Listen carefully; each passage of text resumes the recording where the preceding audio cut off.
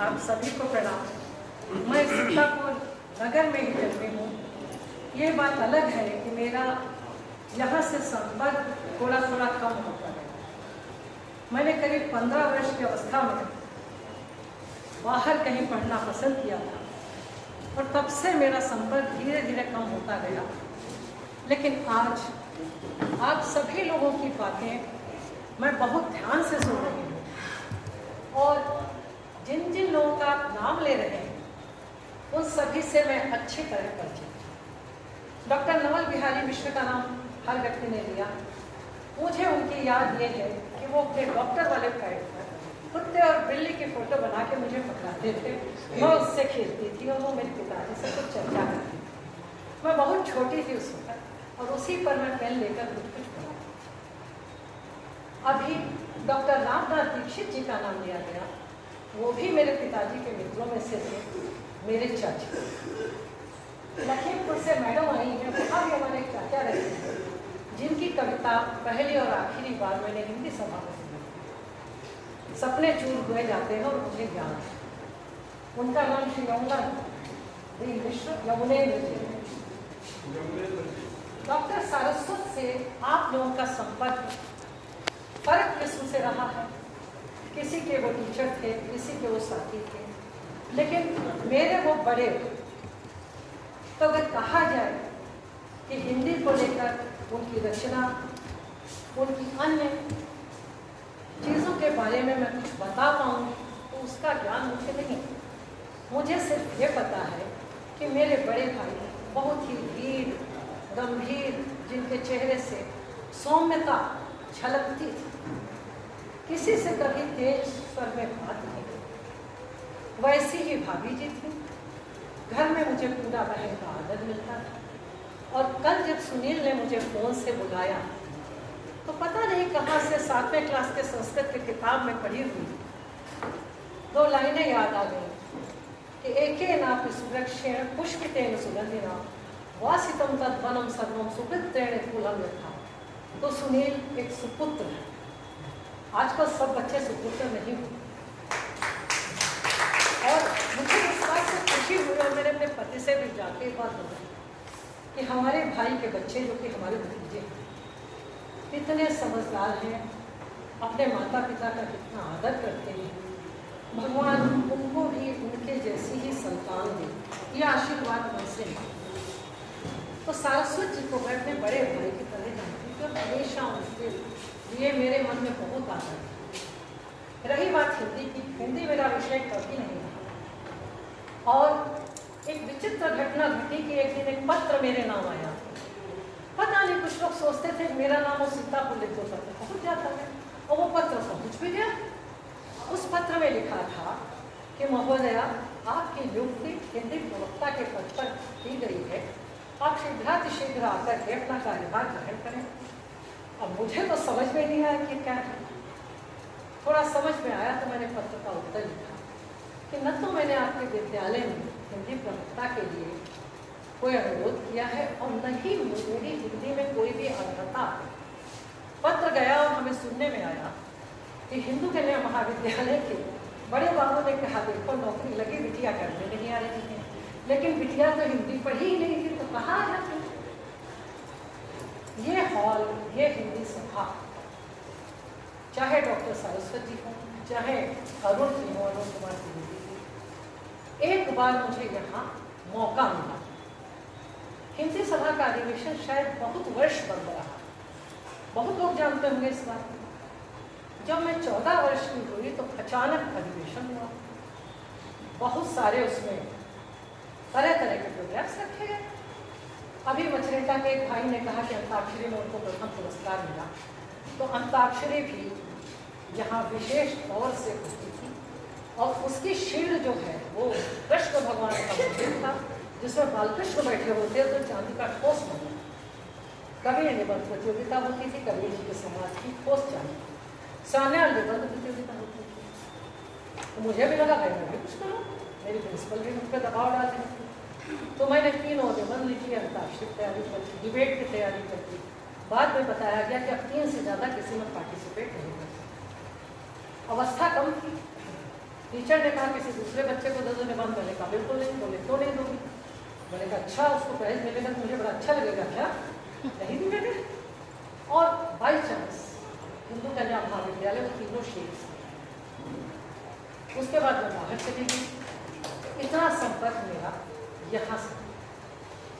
अरुण जी से अभी भी मेरा आना जाना है। डॉक्टर सारस्वत भी जब तक थे मैं घर जाती थी, बच्चों को अच्छी तरह से जानती हूँ। भाभी मेरी बिल्कुल भाई साहब की ही प्रतिरूप समझती थी, उतनी ही विनम्र, उतनी ही। और अभी मैं अपने पिता की जयंती में आई हुई। उसी दिन मैंने सोचा था कि मैं अपने भाई की जयंती में भी आऊँगी। देखूँ तो सीतापुर में एक से एक प्रतिभाएँ हैं, कितने कवि और बड़े हैं जिनकी मुझे जानकारी नहीं थी। कुछ सुनने का मुझे अवसर मिले। बहुत से लोगों को तो मैं पहचानती ही नहीं हूँ। अभी अभी मेरी बहन ने बताया कि संतोष चौधरी जी, जिनको मैं चाची कहती थी, उनकी बिटिया भी आई हुई है। सुनकर बहुत अच्छा लगा। डॉक्टर रामनाथ दीक्षित के पोते खड़े थे रिश्ते के, उनको देखकर भी बहुत अच्छा लगा। डॉक्टर अनमोला राम अवस्थी जी, जिनको मैं चाचा कहती थी, उनके पुत्र भी आए थे, उनसे संपर्क है बराबर। बहुत अच्छा लगा क्योंकि मैं यहाँ पैदा हुई हूँ, तो यहाँ की धरती में जो भी विविधता है मुझे तो अच्छा लगेगा सब जगह कहने की ये सीखा हूँ। मैं सुल्तानपुर भी हूँ, लेकिन बाहर मुझे लोगों से एक सौभाग्य से घर में ज़्यादा अनुभव नहीं होता। लखीमपुर से मैं पूरा हूँ, तो वहाँ मामा जी की ससुराल हुई थी और पिताजी को लेकर वहाँ मेरा आना जाना। पास का जिला है, वहाँ भी पता है। वंशीधर शुक्ल मनोरा के, वो शायद हमारे ख्याल से लखीमपुर के ही हैं। और रघुनाथ मिश्र जी की पोती जहाँ पे आई है, वो भाई साहब भी कविता लिखते हैं और कवियों का सम्मान करते हैं। तो आपकी तो धरती उर्वरा है। और क्या मैं एक कविता पढ़ूँ यहाँ, लेकिन वो समय अनुकूल नहीं थी, इसलिए मैंने नहीं पढ़ी। वो कविता किसी वक्त मैंने आजकल के बच्चों पढ़ी और उसके भाव सिर्फ ये थे कि माँ को जब बच्चा होने नहीं, मुझे कविता याद नहीं, वो बहुत खुश होता है कि मेरे बच्चा होने वाला है, बच्चा होता है, लालन पालन करती है, उसी की नींद जगती है, उसी की नींद सोती है। बच्चा बड़ा होता है, वातायन फैला, माँ का आंचल हो, वो बच्चा अपने मन में फूला फूला रहता है, सोचता है अरे माँ बाप तो सबको मिलते हैं, हमको भी मिले थे, अच्छा होता मैं पा जाता, इससे बेहतर क्या है। ये कैसे माँ बाप है, खुशी नहीं होते मैं कितना भी काम करती हूँ। फिर माँ का मन अंदर से लगता है, लोग उठाना देते हैं कि कैसा बच्चा है तुम्हारा, उनको प्रेम नहीं करते। तो वो था कि ना सोती है ना जगती है तंद्रा। ये कविता इसलिए नहीं सुनाई क्योंकि कविता गलती से पिताजी के पुत्र को सुना दी, जो कि हिंदी में पीएचडी हमसे पढ़े। हमने कहा बड़े खुश हो जाएंगे। वो पीएचडी है हिंदी में, डॉक्टर हरिकृष्ण अवस्थी के अंदर में पीएचडी की थी। तो हमारे लिए बहुत विद्वान व्यक्ति थे, वो बड़े थे। हमने बड़े प्रेम से उनको कविता सुना दी। उधर से जो प्रतिक्रिया हुई, उसके बाद मुझे साहसी नहीं हुआ, मैं कहता सुना रोने लगे। मैंने कहा बोले कि मैं बहुत ही अभागा पुत्र, मैंने फिर पिता का सम्मान नहीं किया, पिता की इच्छा के विरुद्ध जाके दूसरी जाति में विवाह, ये तो मुझे याद होता तो सुनाती, तो वो गलती हो। अपने पुत्र को पहले सुनाने की कोशिश की तो अच्छा लगता, मुझे बिल्कुल नहीं सुनी। वो 7वें क्लास में कविता लिख रहे थे, मुझे लगा नकल टीप रहे हैं, लेकिन मेरे घर में उस वक्त हिंदी की एक भी किताब नहीं थी। मैं हाजिर आए, नाना से बोले मुझे कविता सुनानी है। तो नाना ने आया माया दे दिया कि ले बस ऐसा लड़का क्या कविता सुनाए। उस दिन कोरोना के प्रिंसिपल आ गए, रामेश्वर दयाल। फिर इसने कहा वायरस आ गया। हमने कहा भाई कविता सुन लो, बार बार जब कर रहा है। तो पिताजी ने एक छोटी छोटी गोष्ठी है, सब लोग आए, भैया ने कविताएं सुनाई, सबने अपनी प्लेस पर बहुत खुश हुए। सब चले गए, अरुण के रूप से हमारा पारिवारिक संबंध है। उन्होंने कहा देखो बेटी एक बार इसके हाथ से वो छीन, तो हमने कहा आर्ट पहले छीन चुकी हूँ, इसे कभी नहीं बनना, इसको IAS बनना है।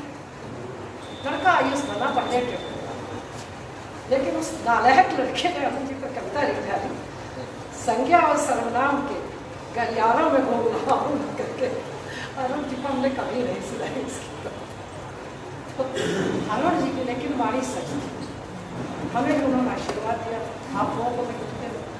हम उनके घर गए थे, उनकी पत्नी का बिटिया खाना बनाई, बिटिया को चूल्हा जलाना नहीं आता था, उनकी बेटी बना रही थी, जो भी बना हो उसका घर चले गए।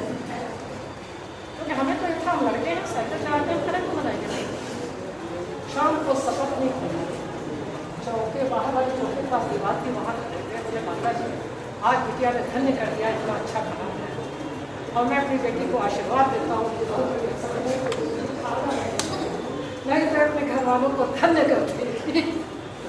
भाई नहीं आता तो नहीं आता था, अब खाए तो बना, लेकिन वो उनका आशीर्वाद मुझे मिला। जब मैं कंबाइंड स्टेट सर्विस के पहले एग्जामिनेशन अटेंड हुआ, तो कभी आप लोगों को आवश्यकता पड़े, कुछ काम ना हो रहा हो, तो अरुण जिससे आशीर्वाद बहुत अच्छा लगता है।